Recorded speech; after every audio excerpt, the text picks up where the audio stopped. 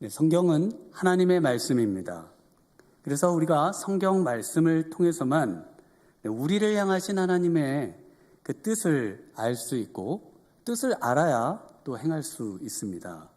문제는 이 성경의 내용을 이해한다는 것이 쉽지 않다는 것이죠. 오늘 본문에서만 보더라도 소금이 만일 그 맛을 잃으면 소금이 맛을 잃는다.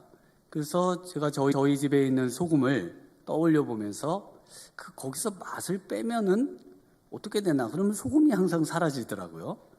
그래서 이 소금이 맛을 잃는다는 게 어떤 의미인가? 그리고 세상의 빛이라고 하시면서도 산 위에 있는 동네가 숨겨지지 못한다. 그러면 예루살렘이라든지 우리가 요즘 산 위에 아파트나 또 도시를 건설하는 것들을 보면 산 위에 있기 때문에 더 훨씬 잘 보이고 중세 성체라든지 산 위에 있는 건물들이 더 잘 보이고 더 잘 드러나는데 우리 예수님께서는 산 위에 있는 동네가 숨겨져 있는데 그런데 그것이 이제 빛이 날 때 보이게 된다. 이런 참 저희가 이해하기 어려운 말씀들을 지금 하고 계십니다. 이것은 역시 우리 예수님의 자라나신 그 환경 또 그 배경을 이해할 때 이해가 되는 것이겠죠. 네, 이스라엘에 가면은 사해라는 곳이 있습니다. 초등학교 교과서에도 나오곤 하는데요. 소금바다, 성경에는 염해라고 불리고 있습니다. 이곳에서는 이 세계에서 가장 짠 바다로 알려져 있고요. 소금 그 농도가 35% 이상 되는 그런 바다가 이 사해입니다. 그래서 실제로 누워서 책을 읽거나 신문을 읽을 수 있습니다. 저도 가끔 들어가 보곤 했는데요. 그래서 이렇게 서 있으면은 한 가슴 정도까지 이렇게 물이 찹니다. 그래서 걸어서 요르단으로 한번 넘어가 보면 어떨까? 이런 생각까지도 하고 할 정도로 신기하게 바닷속으로 몸이 가라앉지 않는 그런 바다죠. 이렇게 짠 이유가 있는데요. 이 지역의 일대는 전부 소금입니다. 땅도 소금이고요. 산도 소금이고요. 바다의 바닥도 소금입니다. 그래서 그 일대는 전부 소금이에요. 그래서 그 소금 산에서 돌을 캐면 소금 돌입니다. 땅에서 그 삽으로 땅을 파면 소금 흙입니다. 그래서 지금도 세계에서 가장 큰 포타슘 공장이 그 이스라엘의 그 사해 옆에 있습니다. 그러니까 거기서 소금을 빼고 그 남은 흙은 버려서 사람에게 밟히겠죠. 지금은 다시 지역에 그 산에다가 버립니다만은 예전에는 소금만 채취하고 흙은 버리는 그런 일이 있었던 것입니다. 산 위에 있는 동네도 마찬가지입니다. 산 위에 있는 동네가 숨겨져서 드러나지 않는 동네가 바로 우리 예수님이 사셨던 나사렛이라는 곳입니다. 나사렛이라는 동네는 산이 있으면 보통 이렇게 생겨 있습니다만은 산이 이렇게 분지 형태로 되어 있는 거예요. 그래서 그 안에 동네라고 되어 있는데 폴리스, 도시입니다. 도시, 마을. 그러니까 그 마을이 안쪽에 있다 보니까 밑에서 평지를 지나가는 사람들은 그곳에 도시가 있는지 마을이 있는지 보이지가 않습니다. 지금은 많이 개발이 돼가지고 또 도시가 확장되면서 도로도 낮이고 해서 도시인 게 드러나집니다만은 처음 제가 이스라엘에 방문했을 때나 또 옛날 사진들 또 예수님 당시는 더 말할 것도 없겠죠. 그때는 그 마을이 드러나지가 않아요. 그럼 언제 드러나느냐? 저녁에 깜깜한데 그때 거기를 지나가는 사람들이 저기에 왜 불빛이 있을까? 저기에 도시가 있구나. 저 산 안에 도시가 있겠구나. 이런 생각을 하게 된다는 것입니다. 그래서 너희가 세상의 소금이고 너희가 세상의 빛이다 라는 말씀은 기본적으로 숨겨져 있고 감춰진 자들이다 라는 말씀인 것입니다. 겉으로 봐서는 그냥 돌인 돌인지 아니면 귀한 소금을 가지고 있는 돌인지 알 수가 없습니다.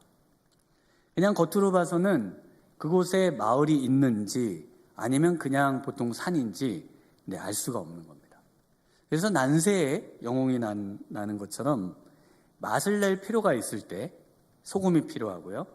어두워져서 빛이 필요할 때, 그럴 때 동네가 드러나는 것입니다. 이것이 기독교인에게 우리 예수님께서 원하시는 그런 사명의 모습인 것이죠. 하나님과 사람에게 꼭 필요한, 정말 없어서는 안 되는 그 소금과 빛, 이런 소금 같고 빛 같은 사람을 한마디로 뭐라고 규정하냐면 착한 행실이라고 규정하고 있습니다. 그래서 이 소금과 빛이 착한 행실의 사람으로, 착한 행실을 가진 사람으로 이라고 하시고 계신 것입니다. 그래서 이 착한 행실을 가진 사람은 어떤 사람인가? 첫 번째로는요, 소금처럼 맛을 내는 사람이라고 말씀하십니다. 맛을 내는 사람이 돼야 참된 기독교인으로서의 역할을 감당할 수 있다라고 말씀하고 있는데, 우리 13절 말씀을 한번 같이 다시 한번 읽어보겠습니다. 시작. 너희는 세상의 소금이니 소금이 만일 그 맛을 잃으면 무엇으로 짜게 하리요? 후에는 아무 쓸데없어 다만 밖에 버려져 사람에게 밟힐 뿐이니라. 소금이 만일 그 맛을 잃으면 무엇으로 짜게 하리요? 그래서 소금의 기본적인 역할, 맛이라고 말하고 있습니다. 맛 하면 뭐가 떠오르십니까? 맛집이 떠오르죠. 그래서 제가 사는 지역에도 유명한 맛집이 있습니다. 맛집이 있는데 그 노예 목사님들 한 20분을 우리 친한 목사님께서 이제 갑자기 대접해야 될 일이 생긴 겁니다. 그래서 이제 그 맛집에 연락을 하셨는데 이제 워낙 유명하니까 20명 정도 들어가기가 어려운 겁니다. 예약이 다 찬 거죠. 그래서 이제 어떻게 해야 되나 너무 걱정을 하셔가지고 제가 뭐라고 말씀을 드렸냐면, 그 맛집에 정말 그 같은 건물에 딱 붙어 있는 집이 있어요. 메뉴도 같고 재료도 같고 딱 붙어 있어서 찾기도 쉽습니다. 그래서 그렇게 딱 붙어 있기 때문에 아마 거의 비슷하지 않겠느냐, 이렇게 이제 조언을 드렸는데, 이분이 그 생각을 해보시니까 그거 맞는 것 같은 거예요. 왜냐하면 딱 붙어 있으면 옆집에서 저런 거 하네? 그러면 이제 맛집이니까 이런 것도 좀 해놓고 또 저렇게 하는구나, 이렇게 그 오래된 집이니까요, 배울 수 있지 않겠습니까? 그래서 그 한 20여 명 되는 목사님들을 이제 그 맛집 옆에 그 집으로 초대를 했습니다. 그리고 어떻게 됐을까요? 제가 너무나 죄송한 상황이 된 거죠. 그래서 다시는 뭐 비슷하다, 정확하지 않은 거는 이제 추천하지 않는 것으로 이렇게 했습니다. 재료도 같고 다 같은데 어떻게 이렇게 맛이 없는지 모르겠어요. 재료가 똑같거든요. 왜냐하면 거기서 나는 게 똑같으니까요. 그런데 양도 적어요. 그래서 추가로 뭘 시키지 않으면 정말 너무 서운한 상황이 되는 겁니다. 그래서 맛집하고 그 집을 비교를 해보면은, 맛집은 그 맛있는 음식이 먹고 남을 만큼 풍성합니다. 뭐가 풍성해요. 그리고 실제로 남은 거를 이렇게 싸주십니다. 이렇게 싸달라고 그러면 싸주시기도 하고 또 본인이 싸가기도 하고, 근데 그거는 또 집에 가서 먹으면 더 맛있어요. 그래서 꼭 이렇게 싸가지고 오는, 왜냐하면 거기서 먹을 땐 맛있는 게 너무 많으니까 맛 하나하나를 음미할 수 없는데, 싸가지고 오면은 맛 하나하나를 음미하면서 먹으니까 더 맛있는 거예요. 그래서 먹는 내내 행복합니다. 그리고 제철에 나오는 그런 것들이 싱싱한 게 나와요. 싱싱한 게. 그러다 보니까 누구에게나 대접하거나 또 추천하거나 할 수 있는 그런 집입니다. 그래서 이 만난 사람이라고 할 때 이 소금 같은 사람은요, 그 맛이 나는 거죠. 만나면 항상 싱싱하고 그리고 배울 게 있고 도움이 되고 그 사람을 만나면 행복한 사람, 이런 사람이 바로 이 맛의 사람이 되는 것입니다. 그래서 그런 사람은 더 대화하고 싶고 더 만나보고 싶은 그런 사람이 되겠죠. 네, 교회가 맛집 같은 교회가 되면 어떨까요? 독이나 하나님의 말씀을 정말 풍성히 먹고 그것을 또 집에 가져가서도 나눠줄 수 있고 만나는 사람에게도 나눠줄 수 있는 그런, 그리고 들을 때마다 행복하고 더 듣고 싶고 그리고 그래서 교회를 더 오고 싶고 그리고 사람들에게도 정말 추천해 줄 수 있는 그런 교회가 말이죠. 그래서 메시지 성경에서는 맛을 잃으면이라는 그 맛이라는 단어 앞에다가 하나님의 맛을 잃으면이라고 이렇게 이제 그 하나님의 맛으로 이렇게 맛을 이야기하고 있습니다. 그러니까 소금은 이 산상수훈의 내용 속에서 보면 이 맛은 결국 맛을 내는 기독교인이라고 하는 것은 하나님을 느끼게 하고 하나님을 맛보게 하고 하나님을 정말 소개할 수 있는 그런 사람이 바로 이 소금과 같은 만난 사람이다 라고 말하고 있는 것입니다. 네, 하나님을 맛보게 하는 사람의 아주 독특한 특징을 우리 예수님께서 이 병행이 되는 구절에서 오늘 본문에 병행되는 산상수훈의 마가복음 9장 50절에 이렇게 말씀을 하십니다. 소금은 좋은 곳이로되 만일 소금이 그 맛을 잃으면 무엇으로 이를 짜게 하리요? 너희 속에 소금을 두고 서로 화목하라 하시니라. 하나님의 맛을 가진 사람은요, 그 사람, 그런 하나님의 그 맛을 가지고 있는 그런 풍성한 사람, 맛집 같은 사람은요, 특징이 뭐라고 하는가 하면은 그 사람만 있으면 화목과 평화가 생겨나는 사람이다 라고 말하고 있습니다. 그러면 반대로 맛을 잃으면 어떻게 될까요?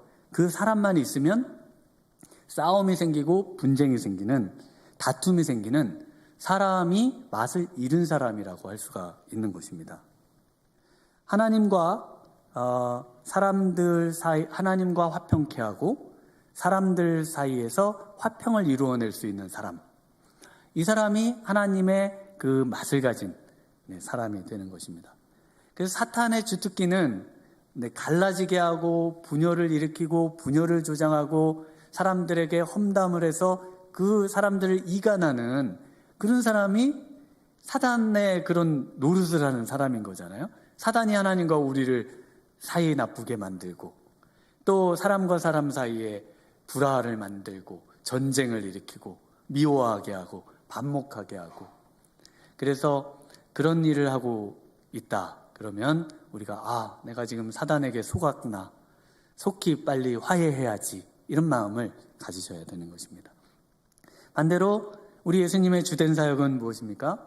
자신을 희생해서라도 하나님과 사람 사이에 하나 되게 만들고 또 불화한 곳에 하나의 미랄이 돼서 그 많은 사람들을 서로 화목하게 만들고 그 정말 화목의 그런 역할을 하는 사람. 그래서 팔복 중에 7번째 복이 화평케 하는 자라 이렇게 말씀을 하고 있는 것이죠. 근데 맛을 내는 사람은 어떻게 해야 맛을 내게 될까요? 여러분들 맛을 내고 싶으시잖아요? 하나님의 맛을 내고 싶은데 어떻게 하면 맛을 낼 수 있다고 말씀하시냐면 맛을 잃으면 무엇으로 짜게 하리요? 라고 되어 있습니다. 그런데 원문을 보면 맛을 잃으면이라는 단어에 잃으면이라고 하는 단어가 어리석으면이라는, 어리석다라는 단어를 쓰고 있어요. 어리석다. 그러니까 맛이 어리석으면 이런 뜻이거든요. 근데 이제 우리가 맛이 어리석다? 좀 말이 안 되잖아요. 그러니까 맛을 잃으면이라고 이제 우리가 이해를 합니다. 하는데 이 어리석다라는 말이 산상수훈의 오늘 본문하고 그 다음에 또 어디에 나오는가 하면은 산상수훈의 결론 부분에 나의 이 말을 듣고 행하지 아니하는 자는 그 집을 모래 위에 지은 어리석은 사람 같다라고 말합니다. 그러니까 맛을 잃는다는 것, 쓴 어리석은 사람이 그렇게 되는데, 그 어리석은 사람은 어떤 사람인가 하면은 예수님의 말씀을 듣고 행하지 않는 사람입니다. 듣지도 않고 행하지도 않고, 들었으나 행하지도 않고, 이런 사람은 맛을 점점점 잃어가고 매력을 점점점 잃어가고 예수님을 닮는 것에서 점점점 멀어지는 그런 사람이 된다는 것입니다. 그래서 예수님의 맛을 회복하려면은 예수님의 말씀을 듣고 예수님의 말씀을 행해야 된다는 거예요. 그걸 한마디로 쉐마라고 부르죠. 우리말로는 순종이라고 하는 말로 번역이 되는 겁니다. 말씀에 순종하는 길만이, 어렵지만 말씀대로 살아보려고 애쓰는 길이 그 사람으로 하여금 그 안에 있는 가치를 정말 끌어내서 그 사람으로 하여금 가장 아름다운 그런 사람으로 빚어내시는 그런 수단과 방법으로 하나님이 우리에게 주신 것이라는 것입니다. 두 번째로, 이 착한 행실의 사람, 하나님과 사람들에게 꼭 필요한 그런 사람은요, 빛을 내는 사람입니다. 우리 14절, 15절 같이 한번 읽어보겠습니다. 14절과 15절입니다. 시작. 너희는 세상의 빛이라. 산 위에 있는 동네가 숨겨지지 못할 것이요, 사람이 등불을 켜서 말 아래에 두지 아니하고 등경 위에 두나니 이러므로 집안 모든 사람에게 빛이 있느니라. 네, 낮에 안 보이던 동네가 밤의 불빛 때문에 드러나죠. 어두움이 찾아오면 빛이 드러납니다. 밤이 어두우면 어두울수록 빛은 더 환하게 빛나게 되는 것입니다. 우리 예수님께서 너희는 세상의 빛이다 라고 말씀하셨는데 예수님 자신이 빛이시죠. 그래서 요한복음 8장 12절에 예수께서 또 말씀하여 이르시되 나는 세상의 빛이니 나를 따르는 자는 어둠에 다니지 아니하고 생명의 빛을 얻으리라. 예수님이 세상의 빛이신데 우리가 세상의 빛이라는 말씀, 이 말씀이 무슨 말씀인가 하면요, 요한복음 9장 5절에 내가 세상에 있을 동안에는 세상의 빛이로라. 그러면 예수님이 떠나고 난 뒤에는 그 역할을 누가 해야 된다는 것입니까? 바로 제자들, 예수님을 믿고 따르는 사람들이 예수님이 하셨던 세상의 빛의 역할을 감당해야 된다고 말씀을 하고 있습니다. 예수님의 세상에 비치신 그 빛의 사역을 예수님이 금방 읽어드렸던 요한복음 8장 12절에 세상의 빛이니 나를 따르는 자는 어둠에 다니지 아니하고 생명의 빛을 얻으리라 라고 말씀을 하고 있습니다. 생명을 얻는 것이 바로 빛된 삶인 것입니다. 생명을 얻도록 해주는 것이 빛의 사역의 삶이라고 말씀을 해주고 계시는 것입니다. 사람의 생명을 살리는 일, 영혼을 치료하고 영혼을 살려내는 그런 일을 하는 것이 빛의 일이라는 것입니다. 넷플릭스에서 3월 3일에 공개한 나는 신이다. 저도 봤습니다. 그 이단 사이비에 빠진, 그리고 그 안에 실상을 저도 처음 봤습니다. 설마 그럴까? 이런 생각을, 그렇다는 얘기는 좀 있었지만 정말 그런지는 이번에 처음 알았습니다. 총 자신을 신격화한 4명의 교주가 나왔지 않습니까? 그런데 보는 내내 너무 이상한 게, 사람들이 그렇게 당하면서도, 그런데도 그분을 하나님이라고 부르고, 또 그렇게 당하면서도 다시 그곳을 찾아가고, 그러는 모습들이 너무 마음이 아픈 거예요. 고발을 하든지 탈출을 하든지 정말 그런 말도 안 되는 그런 상황에 사람들이 왜 빠져들고 거기에 얽혀매여서 정말 이런 험난한 그런 일들을 당해야 되는 것일까? 근데 그 이유를 다시 생각해 보면은 사람은 모두 영적인 배고픔을 갖고 있다는 겁니다. 영적인 갈증이 있는 거예요. 그래서 영혼의 치료를 필요로 하는 사람들이라는 겁니다. 그러니까 그 겉으로는 정말 멀쩡한 분들이 내면의 그 모든 것들을 어디 가서 치료받을 데가 없으니까 어디 가서 뭘 영혼을 채워야 되는데 채울 게 없으니까 그런 이상한 곳에 가서 그걸 채우려고 한다는 사실을 제가 느꼈습니다. 그러니까 인간이 얼마나 영적인 존재라는 거를 우리가 그런 걸 보면 더 깊이 느낄 수가 있는 것이죠. 저도 대학 때 선배에게 속아서 그 JMS 그 성경 공부를 조금 한 적이 있습니다. 그래서 이제 그 개미와 코끼리라는 단체로 등록이 돼 있었거든요. 그 고기를 이제 데려가시더라고요. 그래서 이제 좀 이상해서 이제 그런 잘못된 단체라는 걸 이제 제가 알았습니다. 근데 이제 거기를 가보니까 다 어떤 분들이 와 있느냐 하면은 교회에서 상처받은 분들, 교회 목사님한테 상처받고, 교회 장로님에게 상처받고, 교회 성도에게 상처받고, 또 교회 일하면서 상처받고, 교회에서 상처받은 그 대학생 그 형 누나들이 거기에, 그때 제가 1학년이었으니까요. 거기에 다 와 있는 거예요. 정말 많이 와 있는 거예요. 그러면서 그분들이 교회에서 자기는 어떤 상처를 받았다. 그런 이야기들을, 그래서 저한테 너는 어떤 상처를 받아서 왔냐. 저는 그냥 성경 공부를 했지 뭐 상처받은 건 없어가지고 안녕히 계세요. 그러고 이제 나왔습니다만은 상처받은 영혼이 어디로 갑니까? 교회에서 상처받으면 어디 가요? 어디 가야 돼요? 그 교회는 상처받은 영혼이 와서 치료받고 여기서 회복이 돼서 정말 하나님을 만나고 영혼이 정말 그 병에서 나음을 입고 생명을 얻는 그런 곳이어야 되는 것입니다.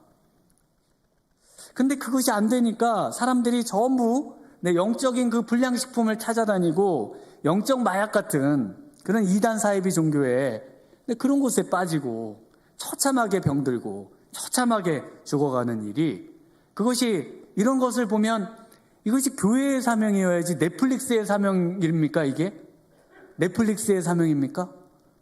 넷플릭스에 정말 기부하고 싶더라고요. 그걸 보는데 이런 것들을 막 실체를 드러내주고, 저도 몰랐습니다. 저도 그렇게까지, 그리고 교주가 잡혔으니까 이제 다 끝났나 보다 이렇게 알았는데 아직도 그 분들을 추종하고 그걸 포교하고 하는 일들이 우리 주위에 있다는 게 너무 마음이 아팠었습니다. 제가 지금 사역하고 있는 곳에 처음 사역하러 갈 때 교회를 그렇게 욕하던 사장님이 계셨어요. 볼 때마다 목사님들 욕하고 뭐 이렇게 뉴스에 나오잖아요. 항상 저 듣기 힘든 말, 이렇게 목사들이 뭐 문제가 많다. 또 이번에 무슨 뉴스가 나왔다. 아주 그냥 전 몰라도 다 알려주시니까 항상 알 수 있습니다. 네, 항상 알아요. 그분 때문에 다 알아요. 어느 목사님이 또 무슨 문제가 있다더라. 어떻게 그렇게 그런 것만 쏙쏙 뽑아갖고 이렇게 알려주시는지 정말 대단합니다. 근데 그분이 이번에 세례문답 마치고 예수님을 제 앞에서 제가 직접 예수님을 믿겠다고 결단하시고 세례 받으십니다. 그분이 이제 저를 이제 가끔 만나면은 이제 점점 변하시는 거예요. 그러시더니 교회에 오면은 마음이 편해진다는 거예요. 전에는 그렇게 교회 욕하고 그 교회 바로 옆에 사세요. 붙어 있어요. 네. 그리고 목사 그렇게 욕하고, 그런데 저를 만나서 대화하고 나면은 꿈에 귀신이 나오던 게 안 나오고, 네. 그래서 그렇게 저를 만나고 싶어하고, 좋아하시고 그러시더니 지금은 성경을 17번, 한 20번 가까이 읽으셨습니다. 성경을. 뭐 시골은 뭐 할 일이 없습니다. 이렇게 불 꺼지면 다 자는데, 그래서 성경을 읽고 주무시고 성경을 일어나서 읽으시고 하루 종일 성경과 가까이 하시고 또 성경 오시고 또 수요일 날은 저에게 욥기를 강의해달라. 욥기가 너무 좋은데 혼자 읽기 어렵다 그래서 그래서 다음은 또 이사야서를 강의를 해달라. 뭐 이렇게 요구가 많아집니다. 그래서 제가 아주 바빠졌는데, 교회에 와서 생명을 얻고 영혼이 치유함을 경험하고 하나님을 경험하고 하나님을 알아가는 거, 이 교회의 사명입니다. 그게 성도에게 주신 빛의 사명입니다. 너희는 세상의 빛이라. 빛은 영혼을 치유하는 거예요. 그러면 여러분이 사람을 딱 만나면 뭐부터 보세요? 위부터 아래로 무슨 백을 들었나, 잘 사나? 그게 아닙니다. 영혼의 빛의 사람은 그 사람의 영혼이 건강한가? 그 사람의 영혼이 정말 건전한가? 그 사람이 정말 겉은 멀쩡하지만 영혼이 병들어 있진 않은가? 이런 것에 관심을 갖는 것이죠. 착한 행실을 가진 사람은요, 소금과 빛 같은 그 착한 행실을 통해서 궁극적으로 그 일을 하는 동기와 목적이 뭐라고 말씀하시는가 하면은 하나님의 영광이라고 말하고 있습니다. 16절 마지막 한 절 같이 읽겠습니다. 시작. 이같이 너희 빛이 사람 앞에 비치게 하여 그들로 너희 착한 행실을 보고 하늘에 계신 너희 아버지께 영광을 돌리게 하라. 네, 그래서 이 착한 행실을 보고, 너희 착한 행실을 보고라고 할 때 이 착하다는 것이 우리가 아는 착함이 아니라는 거는 이제 아시겠죠? 왜냐하면 그 착함은 빛과 소금으로 규정이 되기 때문에 이 착함 사람의 그 동기는, 목적은 한마디로 하나님께 영광입니다. 그래서 여기서 착하다는 말은 창세기에 하나님이 보시기에 좋았더라 할 때의 그 좋았더라라는 말입니다. 그래서 좋음은, 착함은 바로 하나님이 보시기에 좋음입니다. 사람들이 보기에 좋아도 참 훌륭한 일입니다. 참 훌륭한데 성경은 사람들이 보기에 좋은 것을 넘어서서 하나님이 보시기에 좋은 행실을 추구하는, 하나님이 보시기에 좋은 것을 추구하는 그런 사람이라고 말을 하는 것입니다. 갈라디아서 1장 10절에 이제 내가 사람들에게 좋게 하랴 하나님께 좋게 하랴 사람들에게 기쁨을 구하랴 내가 지금까지 사람들의 기쁨을 구하였다면 그리스도의 종이 아니니라. 하나님의 인정을 구하느냐 사람의 인정을 구하느냐. 우리 하나님께서 최종적으로, 또는 사람들이 알아주지 않더라도 착하고 충성된 종이라는 그 음성, 그 정말 속삭임을 내게 주시기만 한다면 우린 너무나 행복한 사람 아닐까요? 하나님의 영광이 목적인 사람은요, 하나님이 기뻐하는 것을 기뻐합니다.